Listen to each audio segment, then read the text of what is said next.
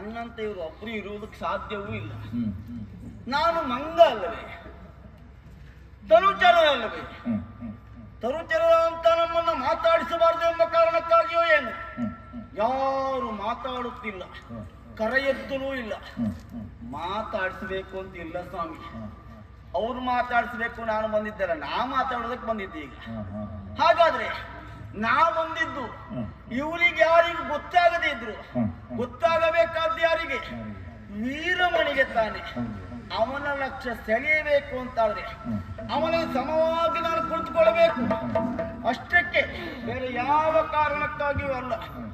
ಇವರ ಆಸನೆ ಕೊಡ್ಬೇಕ ನನಗೆ, ಕೊಡ್ಬೇಕಾತಿಲ್ಲ. ನಮ್ಮ ಹತ್ರ ಉಂಟಲ್ಲ ವಾಲಾಸನ. ಈ ವಾಲಾಸನದಿಂದಲೇ ಅವನಿಗೆ ಸರಿಸಮಾನವಾಗಿ ನಾನು ಕುಳಿತುಕೊಳ್ತೇನೆ.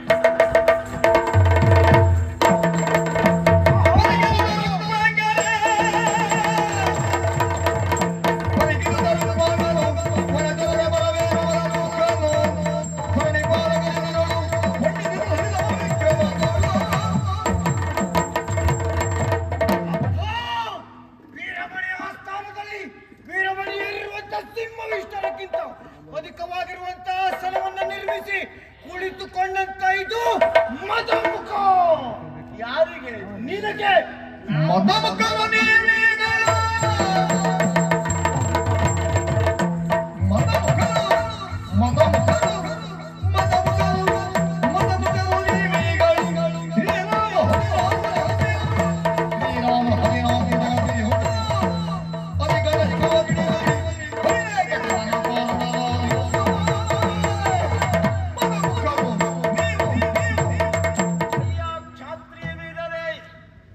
ನನ್ನನ್ನು ಸಂಬೋಧನೆ ಮಾಡಿದ್ದು ಮದಮುಖ ಎಂಬುದಾಗಿ ಸ್ವೀಕರಿಸಿದ್ದೀರಿ ಅಂತ ನನಗೆ ಈಗ ಅರ್ಥ ಆಯಿತು. ಸ್ವೀಕರಿಸಿದ ಮೇಲೆ ನಾನು ಮಾತಾಡಬೇಕು ತಾನೆ. ಮದಮುಖ ನಾನು ಅಲ್ಲವೇ ಅಲ್ಲ, ನಿಜವಾಗಿ ಮದಮುಖರು ನೀವು. ಕಾರಣವೂ ಉಂಟು. ನನ್ನನ್ನು ಮದಮುಖ ಅಂತ ಕರೆಯುವುದಕ್ಕೆ ಕಾರಣ ಕೇವಲ ವಾಲಾಸನ ಬರೆದು ಕುಳಿತುಕೊಂಡೆ ಅಂತ. ಆದರೆ ನಿಮ್ಮನ್ನು ಕರೆಯುವುದಕ್ಕೆ ಕಾರಣ ಉಂಟು.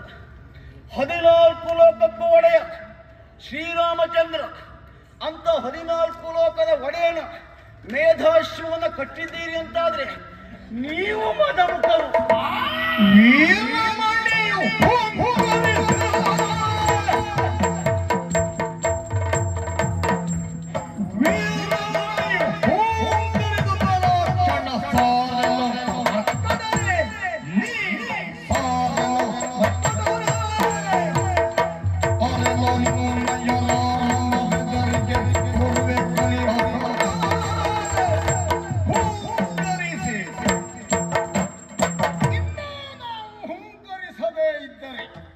ಪ್ರಕರಣವೊಂದು ಇತ್ಯರ್ಥಕ್ಕೆ ಬರಲಾರದು ಎನ್ನುವ ಕಾರಣಕ್ಕಾಗಿ ಪೀಠದಿಂದ ಮೇಲೇಳಬೇಕಾಯಿತು.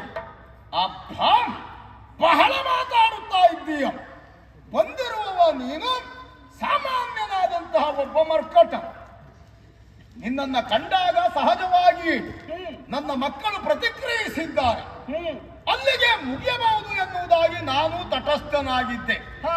ಆದರೆ ಮುಂದುವರಿಯುತ್ತಾ ನಮ್ಮನ್ನೇ ಮದಮುಖರು ಎನ್ನುವುದಾಗಿ ಹೇಳುವಲ್ಲಿಯವರೆಗೆ ನೀನು ಬರ್ತೀಯ ಅಂತಾದ್ರೆ ಸಭಾಧ್ಯಕ್ಷನಾಗಿ ನಾನು ಹೇಳುವುದು ಅನಿವಾರ್ಯ ಎನ್ನುವುದರ ಅರಿವು ನನಗಾಗಿಯೇ ಹೇಳಬೇಕಾಯಿತು. ನೀವು ಎದ್ದಿದ್ದು ನಾ ಹಿಡಿದು ಬಿಟ್ಟೆ. ಅರ್ಥ ಆಗಿದೆ ನನಗೆ. ನೀನು ಎಷ್ಟು ಮೇಲೆ ನೀನು ಈಗ ಮಾಡಿದ ಆಸನದಲ್ಲಿ ಏರಿದ್ರು ಅದು ಕೊನೆಗೆ ಇಳಿಯುವುದೇ. ಯಾಕೆಂದ್ರೆ ನೀನು ಬೇರೆ ಅಲ್ಲ, ನಿನ್ನ ಆಸನ ಬೇರೆ ಅಲ್ಲ. ನಿನ್ನ ಆಸನವು ನಿನಗೆ ಅಂಟಿಕೊಂಡಿರುವುದರಿಂದ ನಮ್ಮ ಹಾಗೆ ಶಾಶ್ವತವಾದಂತಹ ಪ್ರತ್ಯೇಕವಾದಂತಹ ಆಸನದ ಅಲ್ಲವೇ ಅಲ್ಲ. ಆದ್ರೆ ಒಂದು ಏನು, ನಿಮ್ಮಾಗೆ ಮತ್ತೊಬ್ಬನ್ನು ತೊಸೆಯುವುದಕ್ಕೂ ಆಗುವುದಿಲ್ಲ. ಇದು ನಮ್ಮ ಒಟ್ಟಿಗೆ ಇರ್ತದೆ. ನಮ್ಮ ಆಸನದ ವಿಶೇಷತೆಯೇ ಹಾಗೆ. ಇನ್ನೊಬ್ಬರದನ್ನ ಕಸಿಯುವುದು, ನಮಗೆ ಸಾಕು ಅನ್ನಿಸಿದಾಗ ಮತ್ತೊಬ್ಬರಿಗೆ ಬಿಟ್ಟುಕೊಡುವುದು. ಆ ಆಸನದ ವಿಶೇಷತೆ ಹಾಗುಂಟು. ನಮ್ದಾಗಲ್ಲ. ನಿಮ್ಮದು ಮತ್ತೊಬ್ರು ಕಸಿಯುವುದಕ್ಕೂ ಆಗುವುದಿಲ್ಲ, ಬೇಡದೇ ಇದ್ರೆ ಮತ್ತೊಬ್ರಿಗೆ ಕೊಡ್ಲಿಕ್ಕೂ ಆಗುವುದಿಲ್ಲ. ಅದೆರಡೂ ಅಲ್ಲ. ನಮ್ದು ಬೇಕು ಅಂದಾಗ ಮಾಡಿಸ್ಕೊಳ್ಳೋದು ನಾವು. ಆದ್ರೂ ಒಂದು ವಿಚಾರವನ್ನು ನೆನಪಿನಲ್ಲಿ ಇಟ್ಟುಕೋ. ಏನು? ನೀನು ಎಷ್ಟೇ ಎತ್ತರವಾದಂತಹ ಆಸನವನ್ನು ಬರೆದು ಕುಳಿತುಕೊಂಡ್ರೂ ಸಹ ವೀರಮನಿಗೆ ಸರಿಸಮಾನವಾಗಿ ನಿನ್ನ ಯೋಗ್ಯ ಕೃತಜ್ಞತೆ ಬರುವುದಕ್ಕೆ ಸಾಧ್ಯವೇ ಇಲ್ಲ. ಯಾಕೆ ಗೊತ್ತಾ?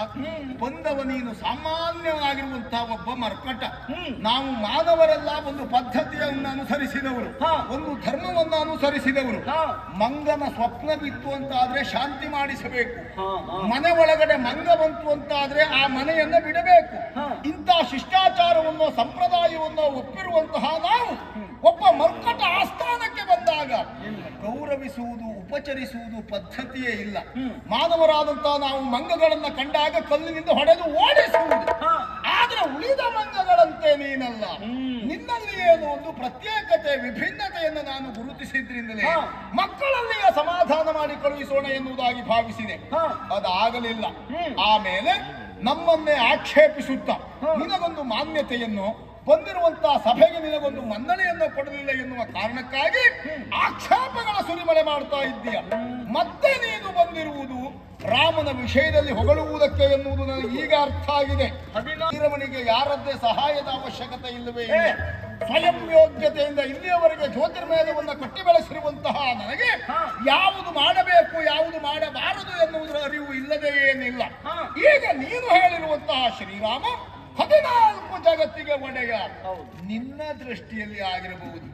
ನಾವದನ್ನು ಒಪ್ಪಬೇಕು ಎನ್ನುವ ಒತ್ತಾಯವೋ ಹೇರಿಕೆಯೋ ಖಂಡಿತ ಸಲ್ಲದು. ಹಾಗೆ ನೀನು ರಾಮನನ್ನೇ ಹೊಗಳುವುದಿದ್ರೆ, ಅವನನ್ನೇ ಉತ್ಕರ್ಷ ಮಾಡುವುದಿದ್ರೆ, ಆ ರಾಮನೆನ್ನುವವನೇನು ದೊಡ್ಡ ಕೊಲೆಯ?